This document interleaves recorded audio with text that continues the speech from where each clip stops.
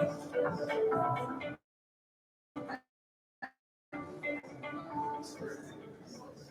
afternoon, everyone. How are you doing? That's good. Thank you so much for each of you coming on this Saturday afternoon. We really appreciate it. We're going to get started now with our human rights seminar. So for those who do not know me, my name is Danielle Lolo. I'm from HWPL, Georgia, and I will be your moderator today. So as you all can see, today's focus is on community revitalization, addressing different forms of conflict, and even more importantly, how we can resolve them. And we do want to share, you'll see around the room, we have photographers and videographers capturing the event. This is solely for documentation purposes. And we also have a camera set up in the back as we are streaming on YouTube Live, also for documentation purposes. So if you have any issues or if you do not want your photo or comments to be used, please feel free to reach out to me as well as Elizabeth at the end of the event as well. Okay? All right. So yes, to get started, one, we just thank you all for being here, as this is a very important issue. As you can see throughout the audience, we have different kinds of leaders from nonprofit sectors, and we also have county police here. So it's a very exciting thing for us to be able to have different actors here because we're all a part of this conversation. So are you all ready to get started? Yes.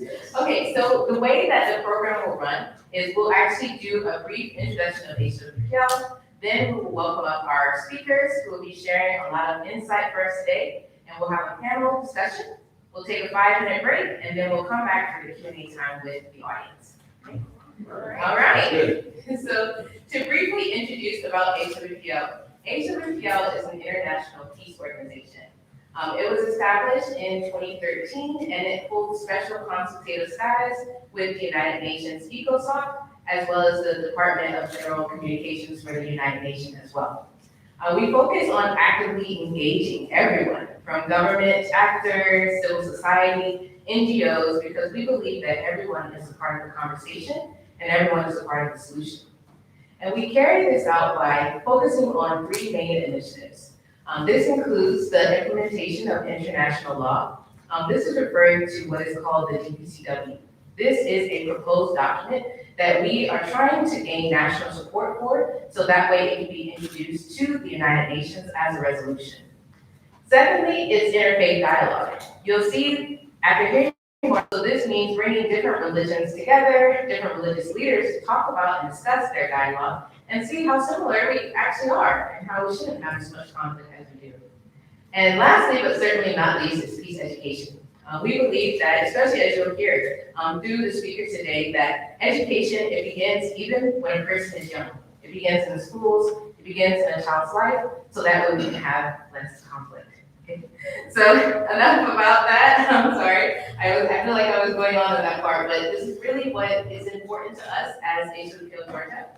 We, as far as our office here in Georgia, we've been for a few years. We started in 2020, so right at the height of the COVID-19 pandemic. And you'll see here a few pictures of some of the different works that we've done over the last few years, and we try to focus on the local community.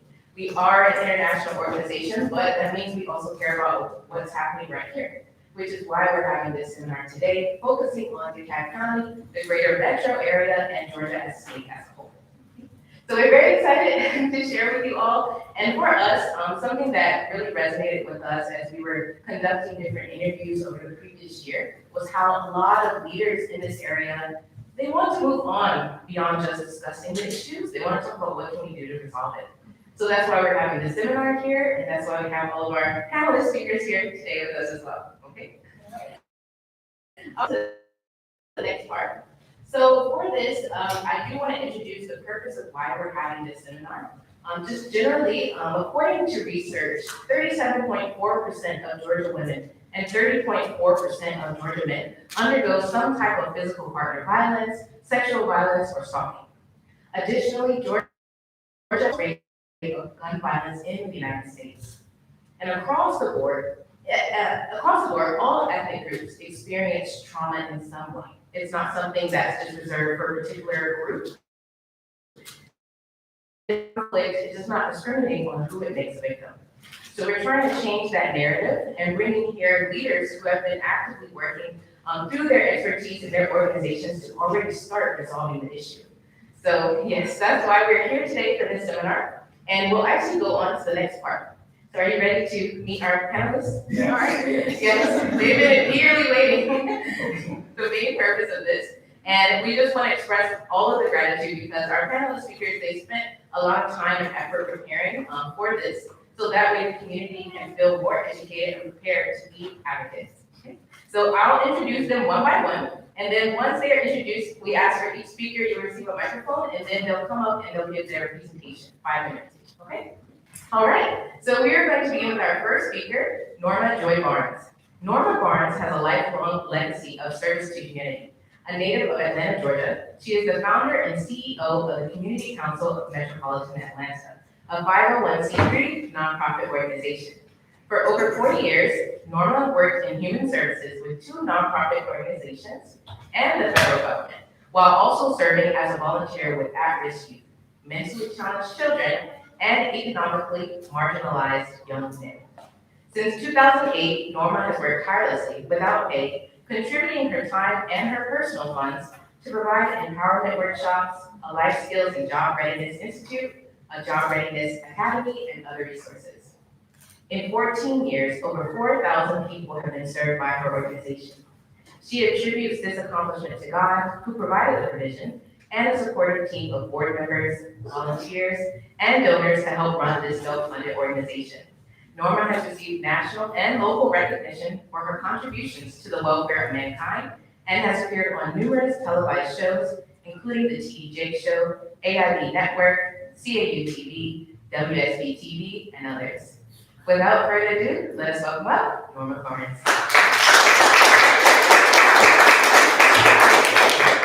Thank you. I am of the opinion that my life belongs to the community. And as long as I live, it is my privilege to do whatever I can for it. The torch I have hold of are only a moment, and I want it to burn as brightly as possible before handing it over to other generations. Good afternoon. Those were the passionate words of George Bernard Shaw. I share them with you today because they exemplify the true spirit of community service.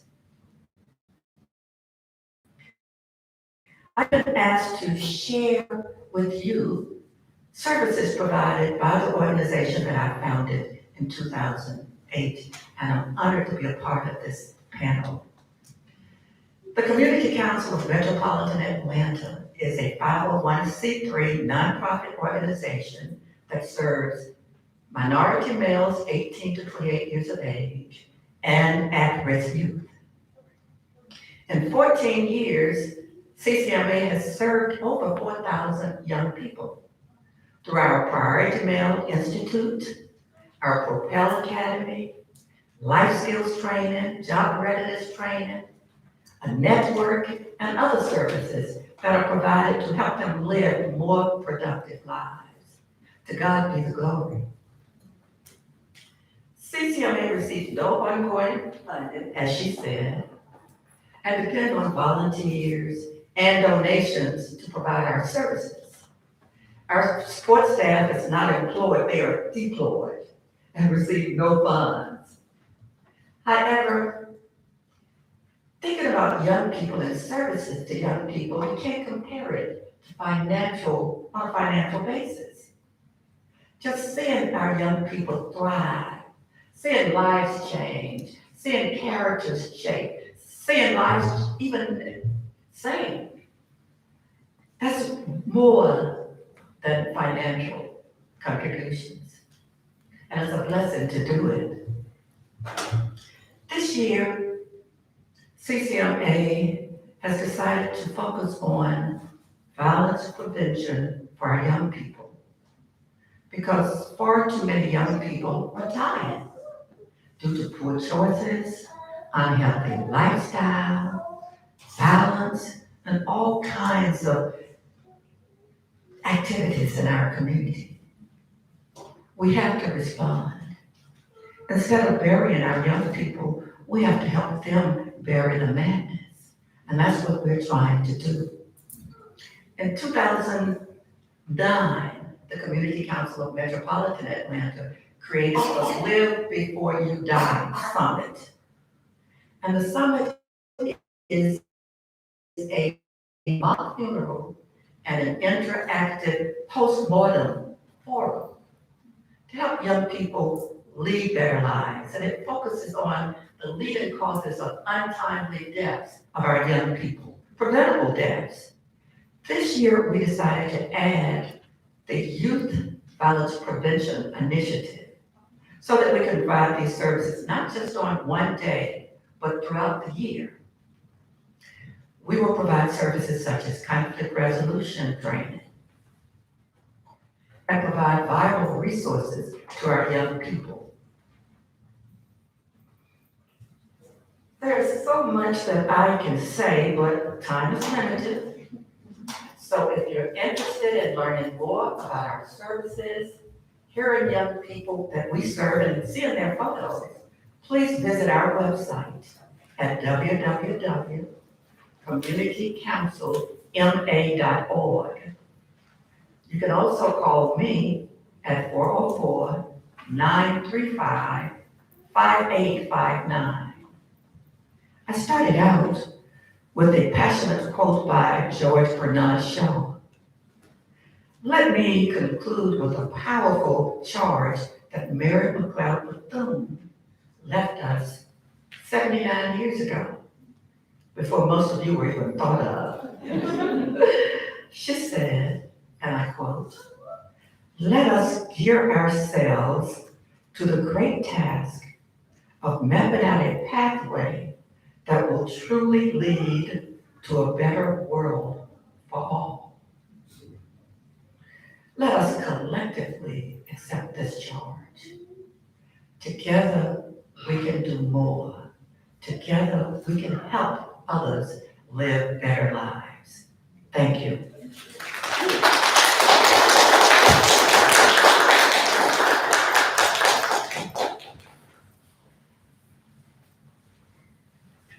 Thank you, Norma. So we'll move on to our next speaker. Letitia DeLand is the Chief Assistant Public Defender and Director of Professional Development in DeKalb County. She graduated from Emory Law School in 1993 and joined the law office of the Public Defender in 1994. In this capacity, she helps manage and train an office of over 100 employees engaged in the representation of the accused. Letitia teaches trial techniques at Emory School of Law and has spoken at various criminal defense conferences. She is a member of the Leadership DeKalb class of 2023 and has served on committees and boards for several organizations. Let us welcome up Letitia DeLand.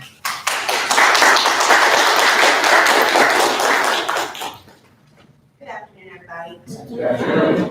So I've been with the Public Defender's Office for going on 29 years now. When I started, I thought for a couple of years, get some experience in trial work, and leave when I stopped having fun. Nearly 29 years later, I still love what I do. In fact, I love it even more. I love being a champion for the underdog. I love helping people who often don't have anybody else in their corner. Many of these folks have done horrible, horrible things. They've taken advantage of people. They've taken advantage of their family. Many of them have made just a stupid, silly mistake that could potentially impact the rest of their lives. And they need somebody in their corner. And sometimes all I can do is offer them that person who is there and is listening to them and who is protecting their rights. And other times I can help them rebuild their lives. If it's an acquittal or dismissal or some other type of resolution that allows them to get back to their families or restart their lives in some positive way. And I've been doing it long enough to have seen both sides on many different occasions. I know a lot of people think that as a public defender, the police are our enemy and we don't like the police, we don't want to work with them. Not true. I think our office in particular has a very good relationship with the various police departments around the county. And I think it's important that we continue, we're partners. in the system. We're not enemies. We shouldn't be at each other's throat. We should be working toward the common goal and the common good of creating a society where we can all be together, however different we might be, and learn to deal with our conflict in positive ways. Conflict isn't always bad, but we need to have helpful and good ways of resolution. And I think that's a huge problem in today's society. We see way too many instances where that method of conflict resolution is get your gun and go shoot. We see it in the news every single day. Because of the work I do and the violence that I see, I don't watch the news. I read the paper because I can pick and choose what articles I want to be kept apprised of, but it's just too traumatic to listen to the news on a daily basis. I think it's important that people know what's going on out there. I think it's important that people are kept abreast of what's going on in their neighborhoods, in their communities. But I also think that too much of it causes us to be desensitized to the violence that's out there. Our children, whether it's from their video games, from their TV shows, even their cartoons where people are killed or their cartoon characters were killed and then they pop back up alive and well, or some, animal falls on their head and they pop back up and keep running. That references the Roadrunner for those of you.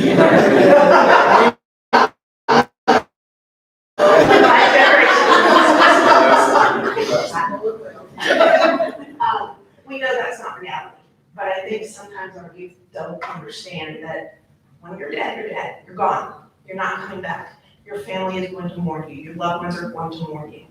And if you're on the other end of that and you have contributed to the death of that person, that's something you have to live with. That's something your family has to live with. That's something your community has to live with and learn to adapt to.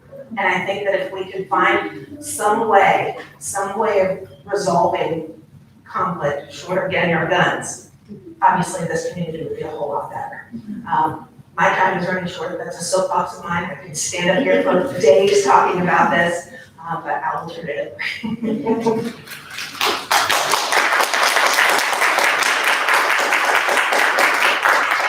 Thank you so much. All right, and for our next speaker, we'd like to invite Jamila is a Family Violence Intervention Program Supervisor with the Georgia Commission on Family Violence. Jamila has been employed with the Commission for 16 years and is responsible for overseeing compliance of the Family Violence Intervention programs across the state of Georgia. Jamila also spearheads the coordination for.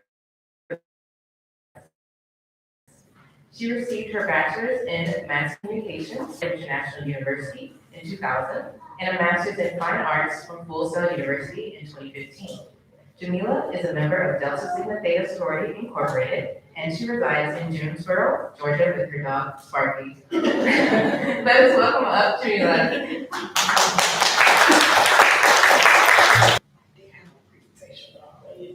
I feel like I'm doing a full circle moment. When I first moved to Georgia back in 2001, I worked here at this library, so I feel like I'm having a, deja vu a little bit. It looks a lot better than when I worked here, but it's a moment. So I've been working at the Georgia Commission on Family Violence for 16 years, and when I came to work in domestic violence, I was not even abreast of what domestic violence really was. I just needed a job in communications, and they had jobs, so I was like, why not? So over the years, I've had several positions at the Commission on Family Violence, and it's very near and dear to my heart. Domestic violence is something I'm very passionate about. While working at the Commission, I lost a cousin to domestic violence. She was murdered, and it's a passion of mine. So it's very important that people know how serious it is, how significant it is to control gun violence. Firearms is one of the most, used weapons in domestic violence situations. As I think one of the statistics showed, Georgia is 9th in the nation for the use of firearms. So just to give you all an overview of the Commission on Family Violence, we were created in 1992 by the Georgia General Assembly, and we were created to develop a comprehensive state plan to end domestic violence in Georgia. I know that's lofty, but we've done a good job in trying to do that. Our commission consists of a 37-member body of legislators, judges, advocates, law enforcement professionals, medical professionals, educators, survivors of domestic violence, and family violence intervention program providers. We call them FVIP, so I use the acronym FVIP a lot, Family Violence Intervention Programs. We're administratively attached to the Department of Community Supervision, and DCS is it's a state agency that is responsible for supervising approximately 180,000 adult felony offenders and Class A and Class B designated juvenile offenders. And just to give you an overview of what the commission is, we certify and monitor the family violence intervention programs in Georgia. And when we say the FVIPs in Georgia, we're talking about the programs that offenders of domestic violence are court-ordered to attend. So if anybody has a domestic violence charge or offense and is ordered to a program, those are the programs that we certify and monitor in the state. We coordinate the domestic violence fatality review project. We provide technical assistance to the family violence task forces in Georgia. And we provide trainings throughout the state, and we do a lot of legislative work. And this is our small but mighty staff. It's a staff of 9, but we get a lot of work done in the state. And just to give you an overview of what the classes are that we certify, they're educational groups. We want to always clarify that it's not anger management. Family violence, anger management are two separate things, even though sometimes folks use them interchangeably, but it's totally different. Someone with an anger issue will be fighting anybody. So you have to always keep that in mind. Someone in a domestic violence situation, they're only harming that person they're intimately involved. So we these are what the classes are. It's mainly about accountability and the offenders hold for domestic violence action. And again, we always want to let people know that domestic violence is a pattern of behaviors used to gain or maintain power and control over an intimate partner. So again, it's not anger management. I always try to stress that because people say, oh, go to anger management. Anger management is not going to address me fighting my husband or something like that. And just to give you a few stats, women account for 85% of victims of intimate partner violence. So we just like to let that be known because a lot of times we get, stereotypes saying that we think that women are the only victims of domestic violence. No, men are victims too. But 1 in 4 women and 1 in 10 men have experienced significant impacts from domestic violence. And more than 3 women are murdered by their husbands or boyfriends that are being U.S. So that's, I guess, my time. So if you have any more questions about DV, you can just ask.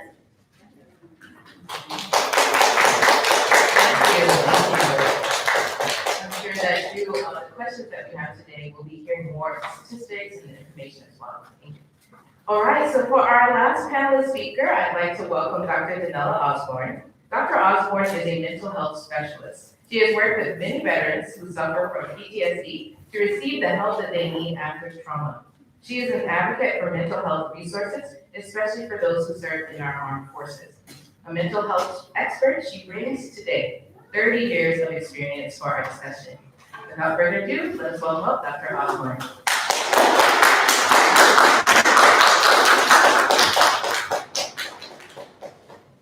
Thank you so much for inviting me as a panelist today. And first of all, I want to define, people hear this term thrown, PTSD. What is it? What is it? It stands for post-traumatic stress disorder. The national prevalence estimate rate of PTSD, according to recent epidemiological studies conducted in the U.S., is nearly 7% for adults and slightly over 8% for children and adolescents, which means that between 6 and 8 people, including children under the age of 18, will develop PTSD out of a total of 100 in the U.S. alone in their lifetime. The data is even more staggering when it comes to conflicted affected populations, where you see a lot of poverty, crimes, drugs, prostitution, gambling, and schools in low-income driven communities nationwide. In these populations, the prevalence rate nearly doubles. But if you extract this population Among the general population, we see higher numbers among veterans and other people whose vocation increases the risk of traumatic exposure. And this includes police officers, firefighters, emergency medical personnel. It is also high among survivors of rape and ethically and politically motivated internment. These are like places like youth detention centers, jails, prisons. Another striking finding is that PTSD is more prevalent among U.S. Latinos, African Americans, American Indians, and also white Americans. I'm sorry, compared to white Americans. Potential reasons for this prevalence variations include differences in predisposing or enabling factors such as exposure to past adversity, racism, discrimination, availability of quality treatment, social support, socioeconomic status, and social resources that facilitate recovery. Although PTSD can, of course, occur at any age, symptoms usually began within 3 months of the onset of the trauma. Although the evidence, a person can evidence symptoms 3 months later, it could be years later before you actually see some of the symptoms. Sometimes when people have really good resources in place, they can actually come back to symptoms, and we would diagnose them with acute stress disorder. So what makes a person receive a diagnosis of PTSD? Well, the essential features of PTSD is the development of an array of symptoms following the exposure of one or more traumatic events. Now, if a person displays a constellation of symptoms, but if they don't have that trauma in place, you cannot diagnose PTSD. It will be something else. Okay, so the trauma event itself has to cause also physical, emotional, and spiritual or psychological harm to the person.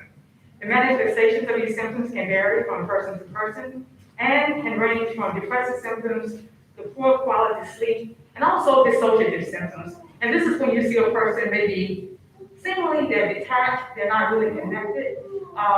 They would often come across as daydreaming.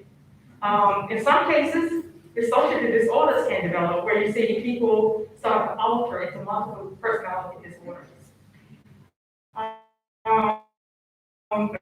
The manifestations of the symptoms result in an actual event can be direct or indirect. So as one of the panelists was saying, reading so much of the literature, reading so much, you actually read these days.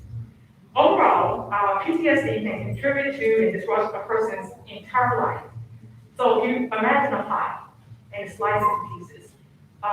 You have interpersonal, you have job or occupational functioning, you also have family functioning, school functioning. So all of these areas can be impacted if a person is full-blown PTSD. Some of the support from others, in addition to various psychological interventions or therapies, including psychopharmacological therapy, this is what we use in the community today to combat the symptoms. There are also protective factors, such as having education, even just having a high school diploma, being older and being higher in socioeconomic levels. Also, we found this is really kind of obscure, but positive paternal relationships can actually help a person not develop into full-blown PTSD.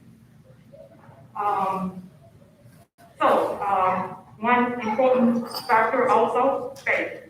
A person's faith, spirituality are likely to not show full-blown signs and symptoms of PTSD because they tend to have better coping skills. Thank you for this invitation this afternoon. I hope that this information provided is very useful and also help you better identify conflicts in the community, which contributes to PTSD as well as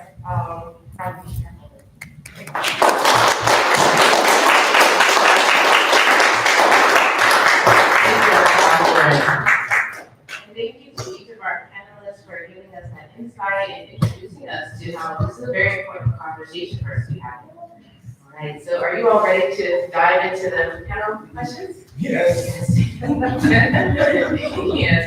So for the questions, I'll be asking the question. It'll also be on the screen just for the audience to see as well.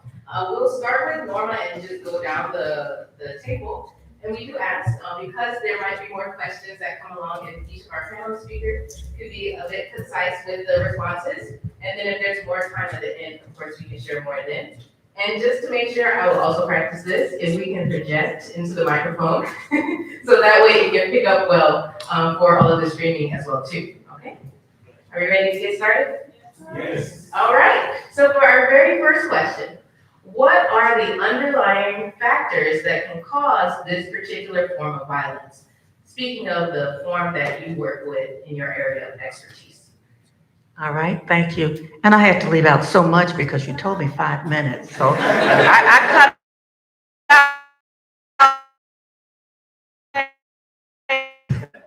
we work, and why we work with young minority males 18 to 28.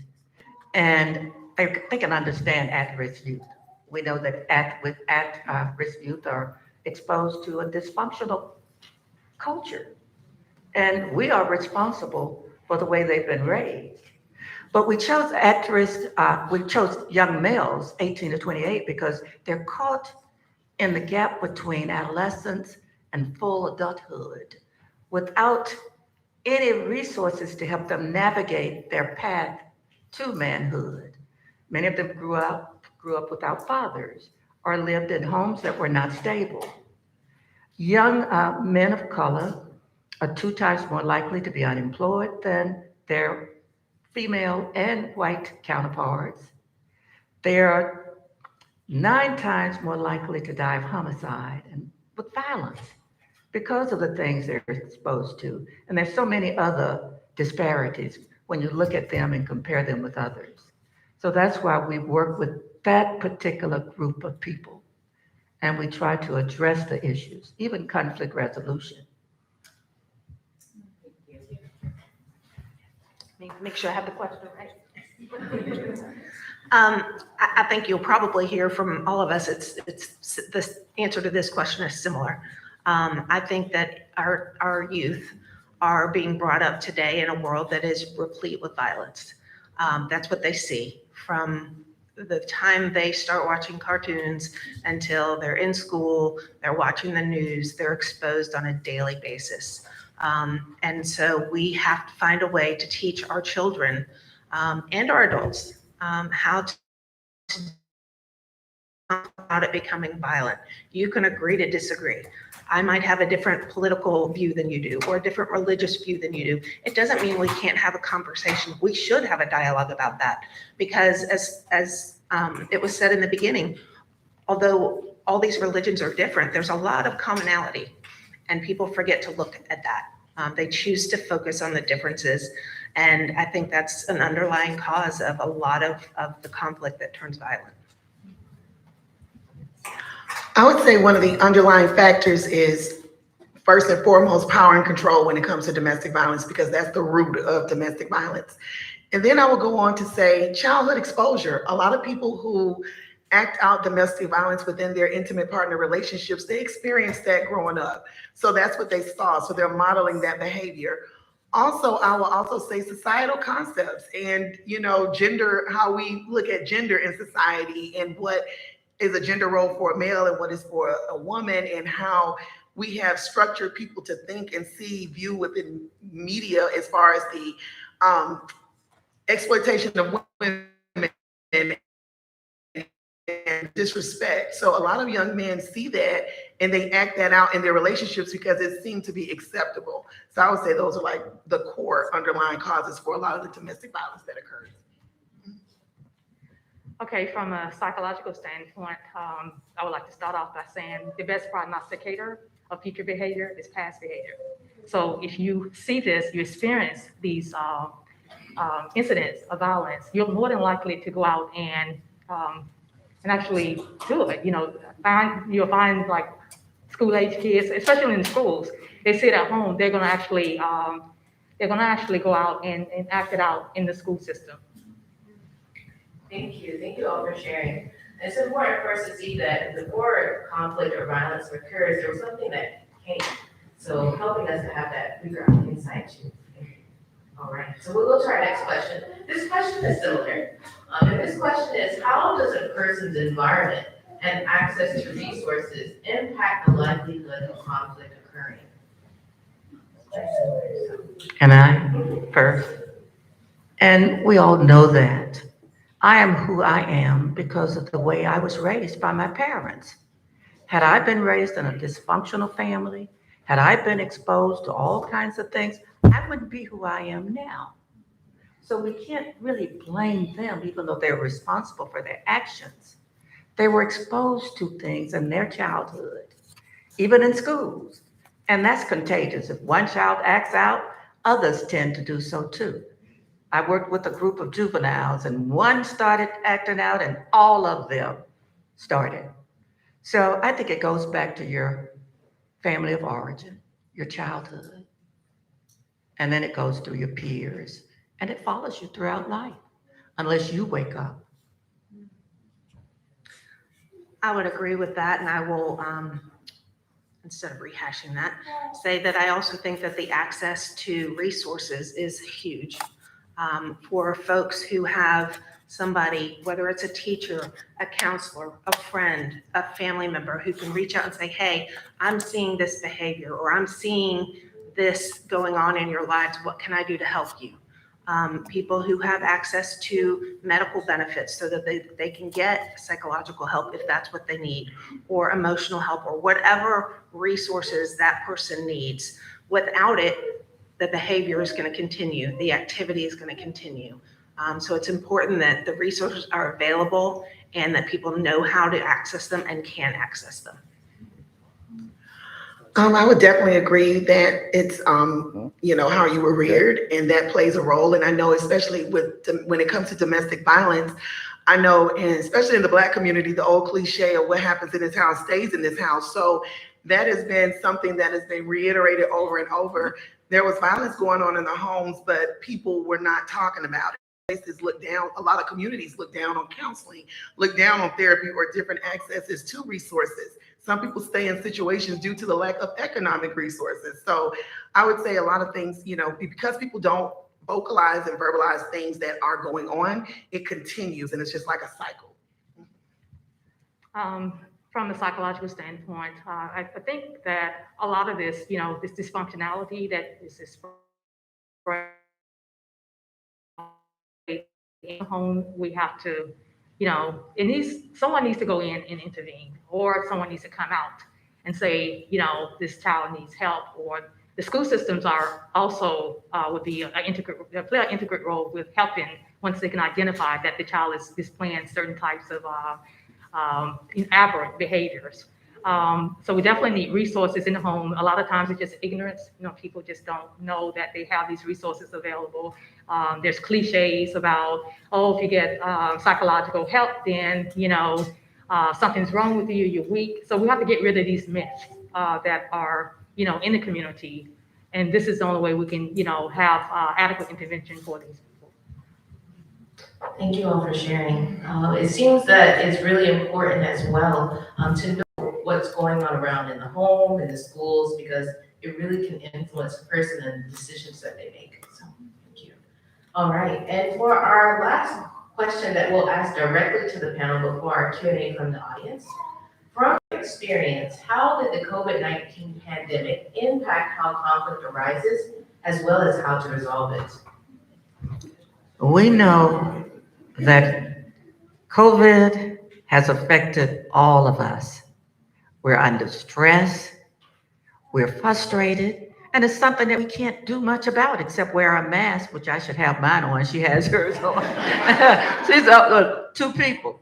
But it has affected us, and it has affected our young men who couldn't attend classes during the pandemic. And even though you can do things virtually, it's not the same as being next to a warm body and feeling that you're accepted and cared about. So it has. I think many of the things that are going on now, the shootings, the killings, the kidnappings, have been impacted by COVID. I really do. I think that COVID just highlighted some of the things that were going on before. We had families who had trouble, who are now locked in a house together, children who were abused, or spouses who were abused, and now they're all sort of stuck together. So I think that was heightened. I think that the people finding out about it was lessened because it was behind closed doors and nobody was seeing it. There were the stressors that came that we all felt from COVID, whether it's you were a frontline employee and you're out there and not knowing what this disease is or what's going to happen to you, and that's your job to be out there, or whether you lost your job because your business shut down. We all faced stressors that were heightened by the isolation. And I hope that as we're slowly getting back to at least a new normal, that we remember that we are all in this together. COVID, I think, reminded us that we're all the same in many, many ways. And just to echo what Letitia was saying, domestic violence really got on the rise during the beginning of the pandemic for those reasons alone. People were isolated and quarantined in homes together, and the violence was just escalating. And again, we weren't hearing about it as much. The courts were not functioning at 100%, so a lot of cases were not being brought forward. A lot of people were not being ordered to the family violence intervention programs. We saw a lot of decline in our programs across the state. We lost a few programs due to low enrollment because people were not being ordered anymore. So a lot of programs financially could not sustain themselves. So that was a resource that certain communities lost due to the pandemic. And what we had to do to try and resolve this and try to work with the problem. I mean, COVID wasn't going anywhere. We had to do what we had to do. We started allowing our providers to offer virtual classes just to make sure that someone was still getting classes, even though it's still not the same as like the in-person classes, but we still wanted them to have that resource. But it definitely took a toll on domestic violence, and the numbers did increase significantly during that time. From a behavioral health perspective, the industry in this area is floated. I can tell you that it is not enough providers, even now, to provide services for people with these challenges. And unfortunately, a lot of people have lost their lives through self-lethality. Thank you for sharing. So even now, as we are going into a new normal, we see there's still a lot of the effects from the pandemic, and we're still trying to work through them and resolve them. So I hope that the seminar today can be another step that can go further from what, as we see, organizations are already trying to do to resolve it. All right, so this will conclude just us giving the direct questions to the panel. So we'll take a 5-minute intermission. So at this time, feel free to use the restroom, grab some more refreshments, and also process some of the things we've heard. The next part will be the Q&A directly from the audience to the speakers. Okay. All right, see you in 5 minutes.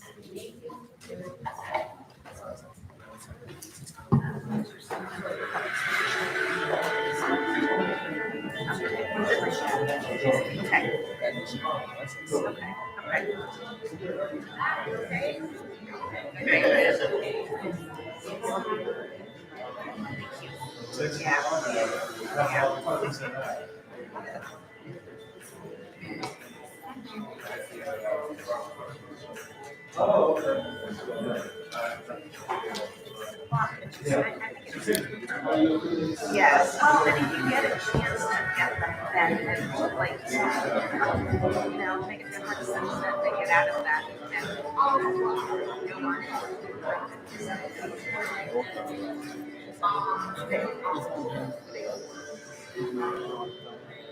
Yeah, and I'd love to get your thoughts on it. Obviously, that's plenty.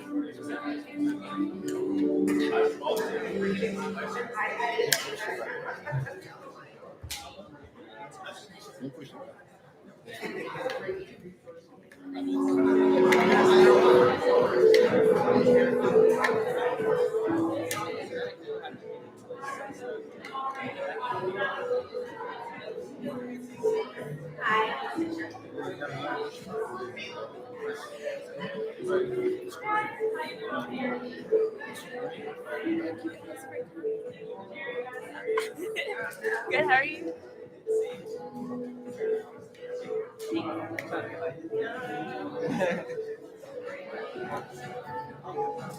Isn't it? I think it's quite big.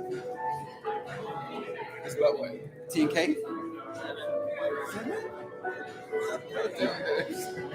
Close, right?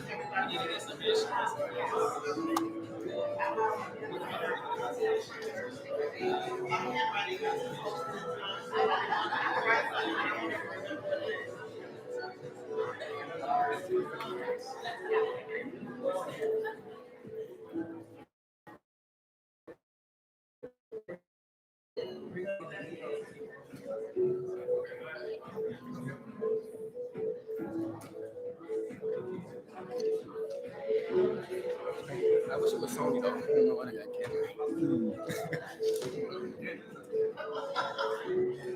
I'm glad I can go back to Canon.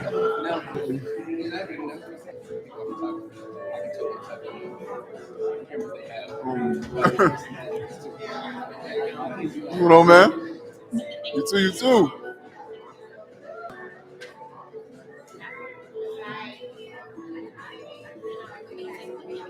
Don't you hear you recording, let us record.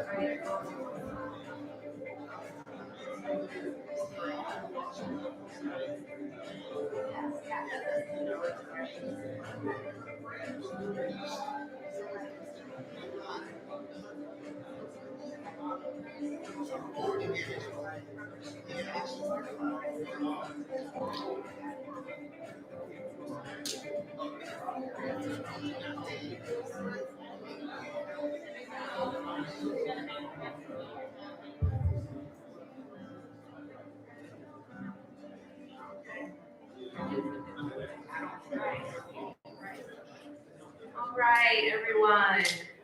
We will proceed with the next part of our segment. Do we all have a good break? Yes, I saw everyone talking together and getting to know one another. That's really great. So we'll actually be moving on to the Q&A directly from the audience. It'll be similar to how we conducted the panel questions. So if you have a question, we ask members of the audience to raise your hand, and then Elizabeth will be bringing over a microphone to you.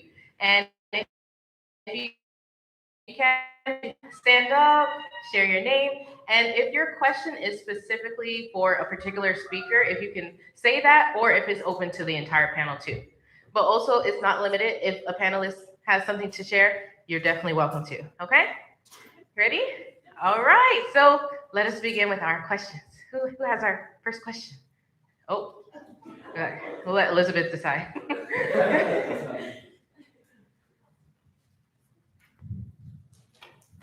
Hello, my name is Jacoby, and my question is for everybody. I think a big issue with domestic violence is coming to find support whenever they're experiencing domestic violence. Is there any advice you have when it comes to trying to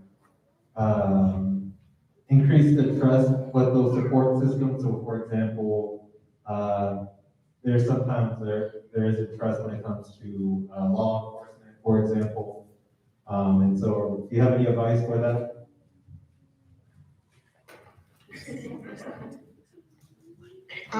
Thank you for asking the question. So that is a major issue with victims coming forward to report domestic violence, because in a lot of counties and a lot of jurisdictions, that's why I'm glad to see law enforcement here in DeKalb County. We have a good relationship with a lot of the law enforcement in DeKalb, but I think making sure we do a lot of law enforcement training on identify the primary aggressor instead of doing dual arrest, because there is always going to be a primary aggressor in those cases, not just the one that is cut up or scratched up. You know, we have to look at the whole situation. But just ensuring with, especially within the Black community where we already have barriers up with calling law enforcement, you don't want to bring the system into the community. But what a lot of victims need to understand, in order to, I hate to say it, build a case, you do need to have like a paper trail. You need to call the police. You need to call law enforcement. You need to let people know that this is happening. So I just say, you know, we believe in a coordinated community response when it comes to domestic violence, and that includes law enforcement. So community events such as this, or, you know, going to domestic violence task forces where people can go and build a rapport with those in the system so that they know that the system is your friend and not your enemy. So I think if you have somebody, or you know somebody that's in a domestic violence situation, encourage them to always go forward, or to keep lines of communication open so that they aren't fearful of having those conversations. All right, thank you. Thank you so much. All right. And our next question.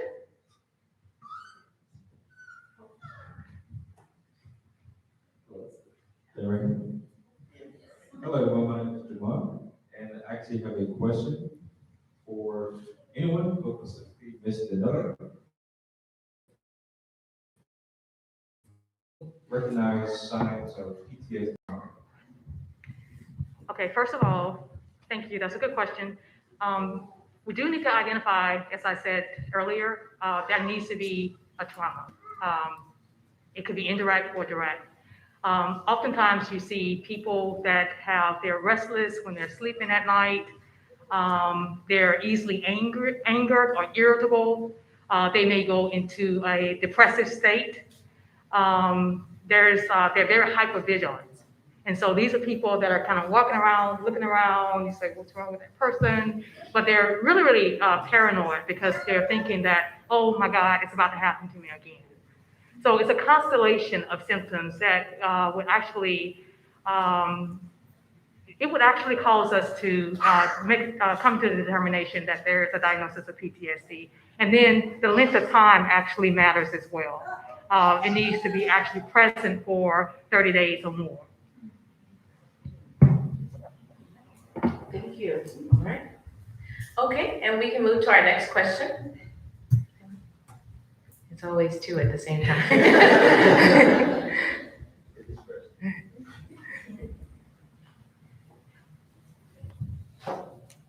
Hello, everyone, and thank you, panelists, for really coming out and sharing your wisdom. I think that was one of the points that was mentioned, that a lot of people don't really know how to deal with conflict in a positive way.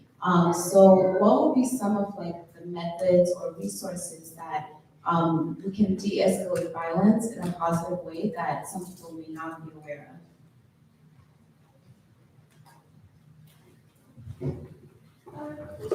I will let the two to my left speak to it in more detail because I think they probably have better answers, but I do think that there are resources that are out there, there are classes that are offered that people can take advantage of.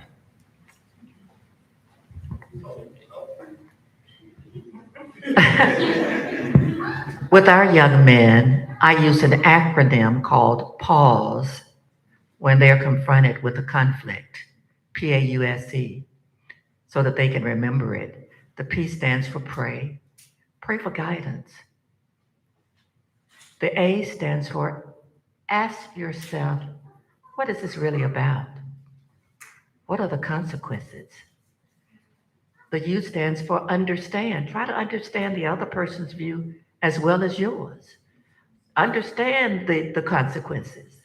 The S is, and this, you have to do this real fast. The S is seek a win-win situation because many times you can seek that.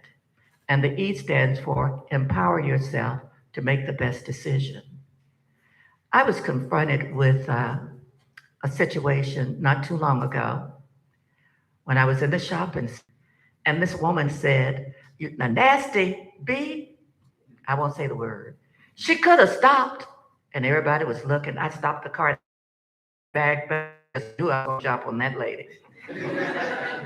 She had crossed over, and I said, "Miss," and she looked at me. I said, "I apologize." I said, "I should have stopped at that stop sign, but I was distracted." I said, "I'm sorry." She said, "That's okay, baby." Two different B words. "That's okay, baby." And she smiled. She said, "Have a good day." That was such a powerful experience to me that I left. She left smiling, but I drove off with tears in my eyes. My parents always said a kind word turns away wrath, but that was the first experience that I had. Just understand it, just recognize it, just apologize it, and seek it a win-win situation. Just to add something real quick, like for example, with our family violence intervention programs, the focus is accountability for your actions. So what we encourage our participants in the programs to do is always look at their actions and how it's going to impact that person that they're going to be doing the action to. So most of the time we tell them to reevaluate and walk away, leave the situation, remove themselves from the situation before they do something that they'll end up regretting. And just always keep in mind what your actions is going to do to that person and is it worth it? Some of the psychoeducational interventions is very, very good, but from a therapeutic standpoint, I recommend that there's rehearsing and actually reenacting situations so that the therapist, can intervene and say, "Oh, that's not a good way to respond. Here's a better way to do it." So rehearsing is very, very important. It's a behavior intervention that we often use in psychotherapy. Thank you for all the responses. All right. Okay, we have our next question. Good afternoon once again. My name is Walter, and my question will go to Ms. Norman Vance.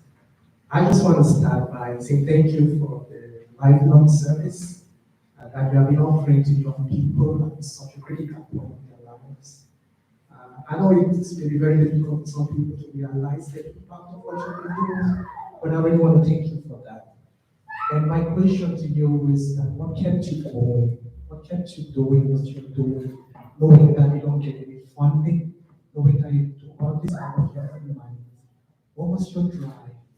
And at this point of your life, do you have any regrets of everything that you do?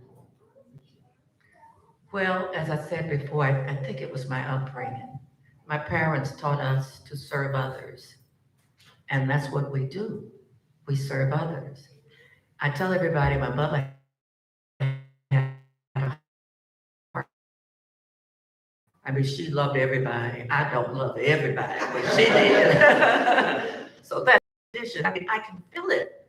When young people are having problems, when I see something on TV, and she cried over all of the shows on TV if something bad happened, but I can feel it and empathize with them. So that makes me do what I can to help others.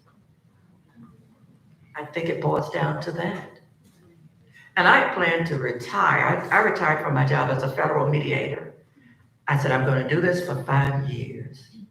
In April, it's going to be 15 years. I really need a break. Thank you. All right, I think I saw another hand as well. Oh, yes.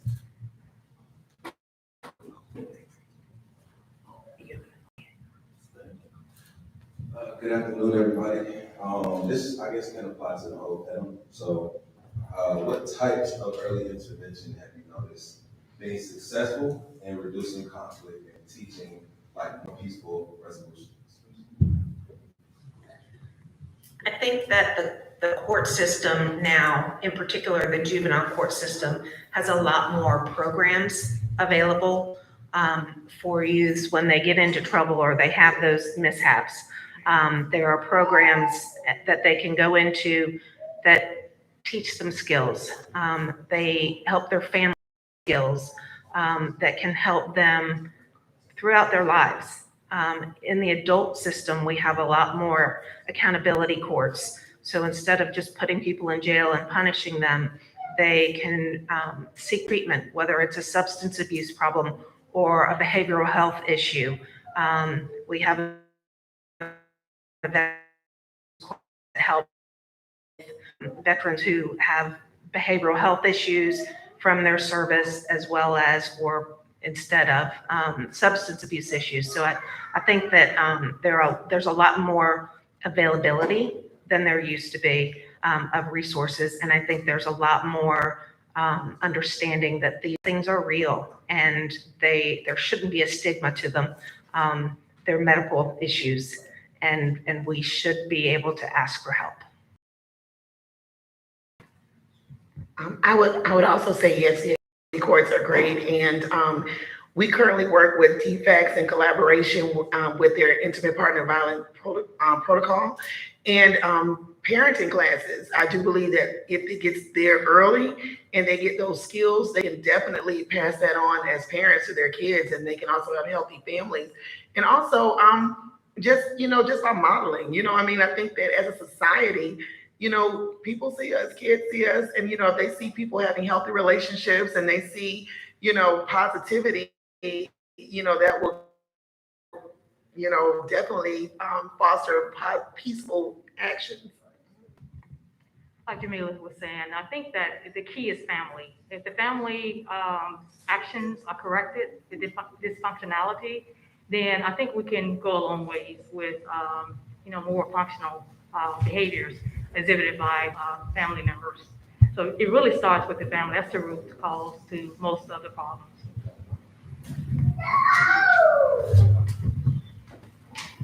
I agree. And if we can provide the resources that are free of charge to our young people, particularly our young males. I've had several young men, at least 3, that said, Ms. Barnes, the PMI saved my life. And that really knocked me, but then another one said it. And then I had a youth ventures program years ago. And we recently had a workshop, and a young man, now he's grown, realized that I was coordinating the workshop, and he called me and he said, Ms. Barnes, you changed my life. He said, I am who I am now because of things I learned during that program. He works for the school system now. He has his own business, and is just a smart young man, but you never know the impact that these simple things will have on people. You just have to provide them.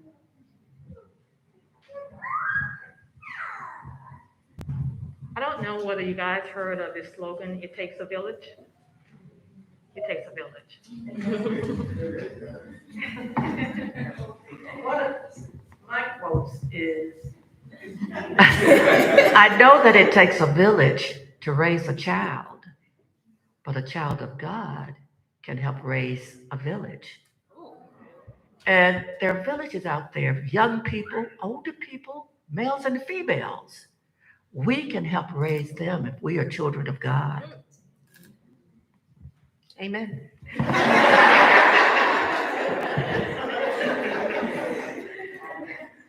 Thank you. All right, very good question. All right, I believe someone else had a question. Oh, yes. We had a couple more. Okay.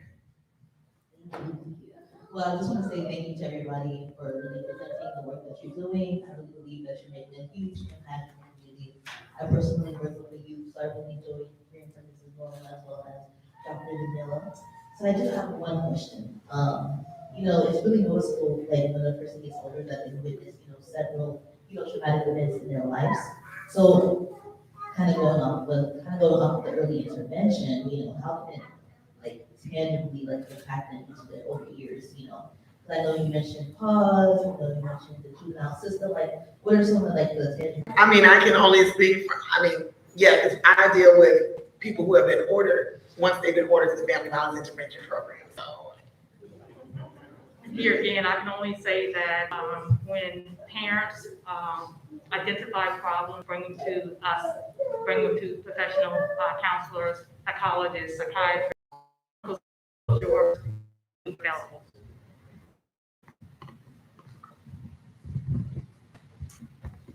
I've seen a lot of changes. We had one young man who was really like a, what do you call them, hoodlums or whatever.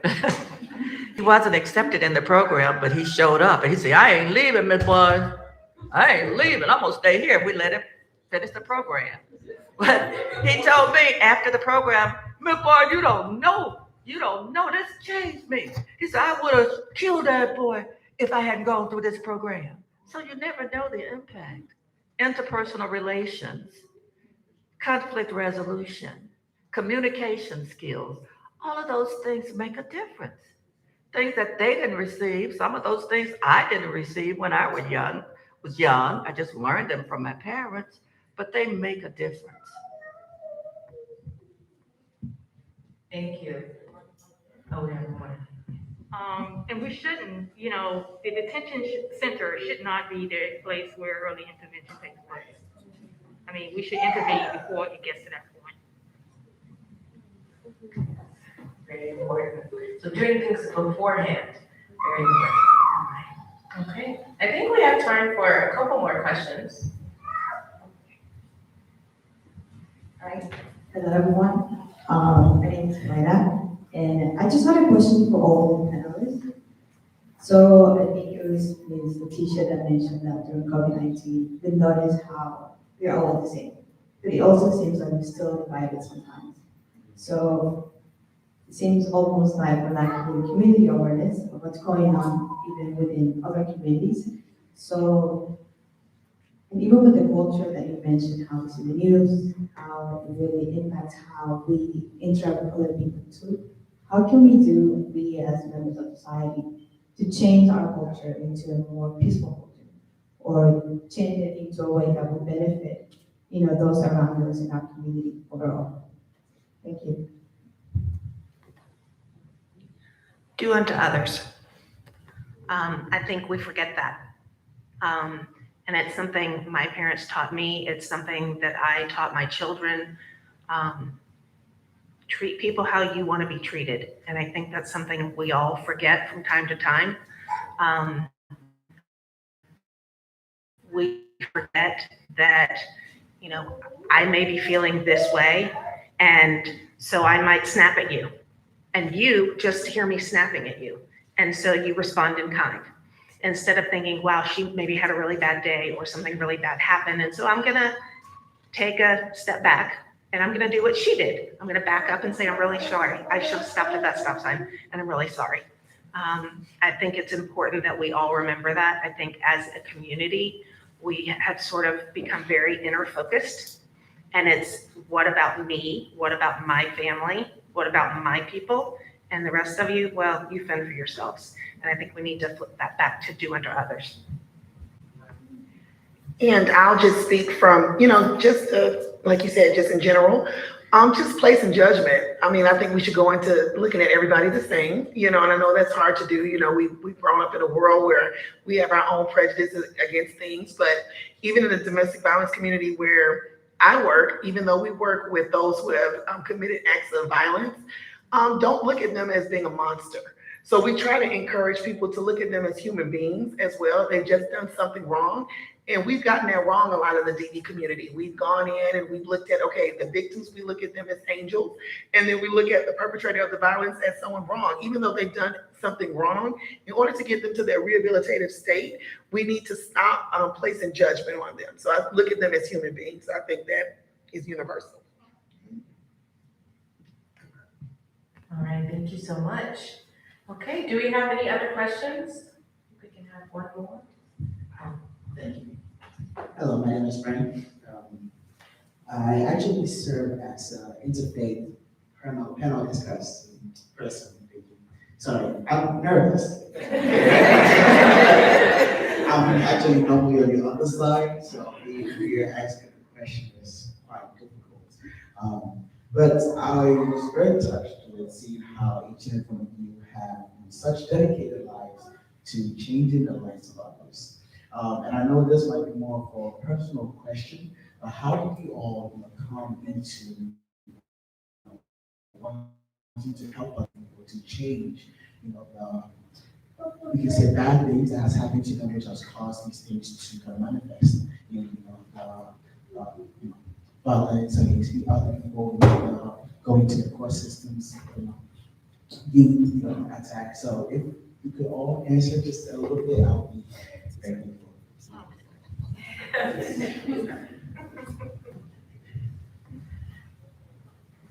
Well, first of all, you need to understand yourself and understand the needs of others. Like I said, I grew up kind of crazy. I used to cry when we were outside and our neighbor, my friends would step on the little insects. And they would just laugh at me. I'm crying because they're stepping on those bugs aren't hurting us. But if we care about others, I think that makes a difference. We don't have to sacrifice ourselves, but just care about others. My parents, my dad was in the Army, my mother was a social worker in the Red Cross. That's how they met. They were always helping other people, whether it was, a family member who needed money or help moving something, or a friend of mine who couldn't talk to his or her own parents would come and sit down with my mother and talk to her. So I learned from my parents to help other people and to be available for people when they need you. So my story is a little different. I came to this work because of the actual position. It was a communications job and I was a PR person and I wanted a job. I knew nothing about domestic violence. I didn't understand domestic violence. I was one of those people that would always say, well, why don't you just leave? I grew up in a very healthy family life. My parents, were married up to my father's death. So I didn't experience what some people might experience in a traumatic household. I saw healthy relationships. So it wasn't until I started working at the commission, and it wasn't even when my cousin was murdered. It was actually when I started hearing the stories and when I started learning about domestic violence. And I was like, wait a minute, it's deeper than just surface. Because I used to look at everything black and white. And when you're a journalist, I used to be a reporter at the Miami Times. I used to do all that. So I would look at the story just like, this is the story, this is what it is, with no emotional attachment to it. So I think once I got in this work and I started learning about domestic violence, the root of domestic violence, how to help and how to prevent, that's what made me want, have the passion to be as passionate about these family violence intervention programs working. So that's why. Mine is a lot different. I can recall when I was 13 years old, I was watching a television show. And I saw psychotherapy actually being carried out with 40-ish old male and had a major mental health problem. And I want to do that. I want to change. I want to change people through talk therapy. And that's how I started reading literature ever since the age of 13 up until now. Thank you all for sharing. So as you can see, it really, a variety of ways that brought them to this work. And in either case, it allowed them to have an impact on the community and for people to become adults who can live in a safe environment. So we really appreciate all of the panelists sharing this wisdom. And before we conclude, yes, yeah. Thank the law enforcement community. Yes, yes. For being here. Each week is dedicated to a particular theme in our institute and academy, whether it's interpersonal relationships, self-assessment, communication skills, but we have a law enforcement week where we have attorneys and judges and police officers and even prisoners to come in to talk with our young guys. But the young man that I was talking about, who was sort of a little thug in a way, well, we had the police come in. He said, Miss Barnes, I'm leaving. I ain't gonna stay here. I'm leaving. I hate the police. I hate the police. I ain't gonna stay here.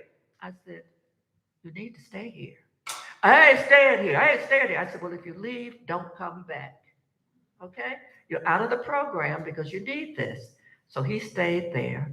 And the police officers talked about him, talked to him and the group.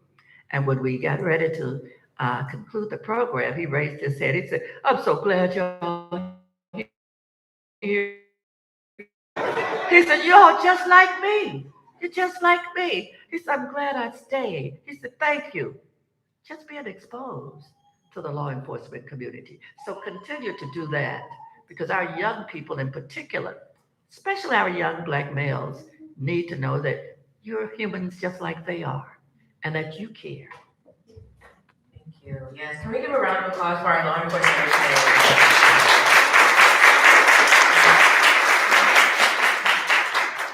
Thank you. It really is. We're so excited that, even them coming and participating because law enforcement is a part of the conversation. So it is our hope too that as we continue our human rights seminar that we'll also have law enforcement serving on the panel to share with the community as well. Okay. Yes. All right. So unfortunately, this is the conclusion of our program. Thank you all for all of the great questions and thank you to the panelists. I believe that we all will be leaving here feeling more informed and educated about the issue of community violence, but hopefully hopeful about the resolution. So to express our gratitude, we actually wanted to provide these gifts to our panelists because it really is you all working so hard and sharing that we could even be here. So, so yes, we hope this will be a symbol of the start of something new where we can grow together as a global peace village. Okay. So thank you. Can we give another round of applause?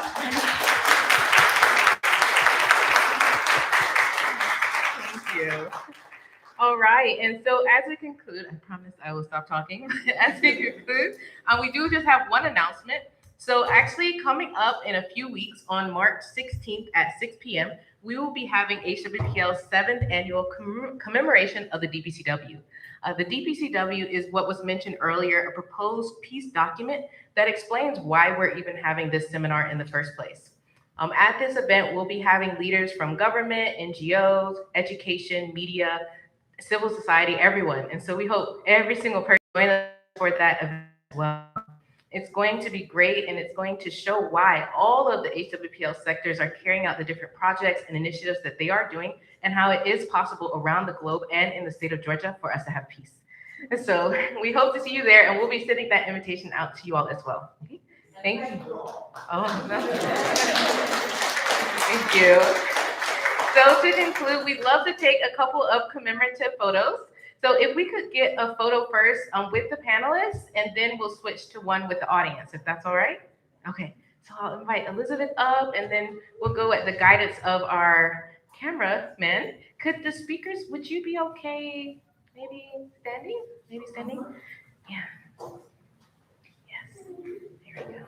Let's see if you want to stand behind the chair so you don't hit it. Yes, you can tell us how it looks. A little closer.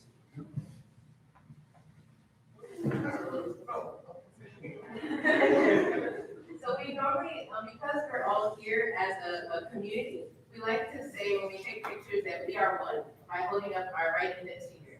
So at the count of the photographer, if we can say we are one all together. once he's ready to go. Oh, yeah, that's-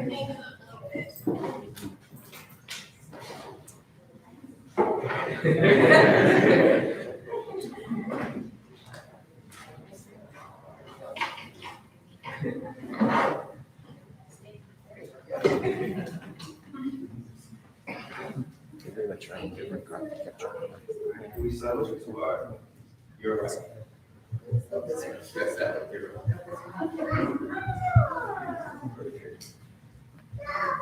Three, 1, 2, 3. We are one.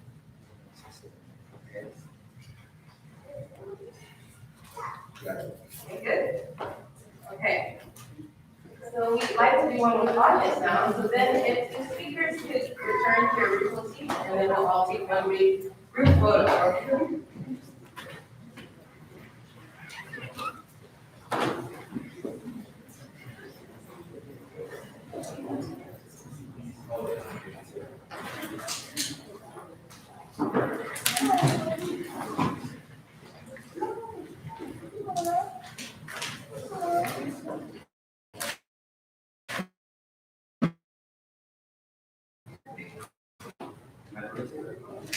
And we can do the same once the photographer singles become, and we are what? Photo right next to you. 1, 2, 3. We are one. Perfect. All right, thank you all so much. We appreciate your time.